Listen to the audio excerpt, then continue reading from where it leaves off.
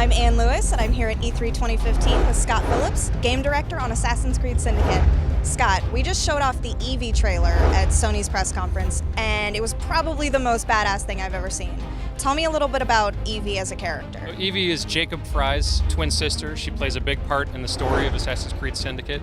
She has a different style than Jacob. Jacob is more rash and rushes into things.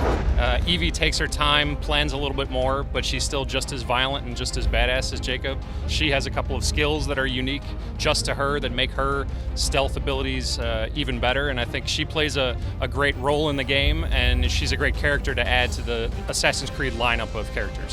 We also showed off a really cool new gameplay demo. We saw a new Templar, Robert Strain was his name. Tell us about him and this demo. The open world of Assassin's Creed Syndicate, London 1868, is set up so that the player can conquer it. You need to take it back from the Templars who are corrupting the city. The Templar in that demo was one of those. He's the gang boss of Westminster, one of the main districts of London.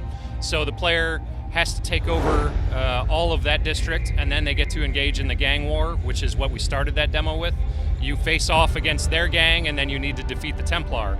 In this demo, the Templar escaped. He ran away, so Jacob had to chase him on the systemic vehicles, which is a big new addition for Assassin's Creed Syndicate. You can hijack them, you can jump from carriage to carriage, fight on top, you can assassinate guys that are driving them, you can quick shot, you can ram. They're really integrated into the 3 Cs and the fight, stealth, and navigation core pillars of Assassin's Creed. And then we got to Victoria Station, which is one of the major historical landmarks of that time, which obviously Assassin's Creed is all about that historical tourism aspect. Then Jacob went up into the train station, and where we got to see some of the systemic trains as well. We showed off the rope launcher, which is a tool for elevating yourself very quickly as well as crossing large gaps. So it really opens up a lot of possibilities and opportunities for choosing how you want to approach situations.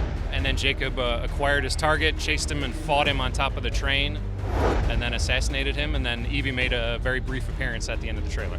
So one of the cool things now is riding on top of the trains. Can we also ride in the trains? How involved are the trains in the game? Because they were a huge part of Victorian society. Yeah, so they run on a systemic schedule around the city. You can hop on top, you can fight in both. There's going to be gameplay around hijacking those trains, stealing cargo from inside of them from the enemy gangs. There's going to be missions on the trains. So they're really integrated into the gameplay, and they're one of the coolest things we have in Assassin's Creed Syndicate.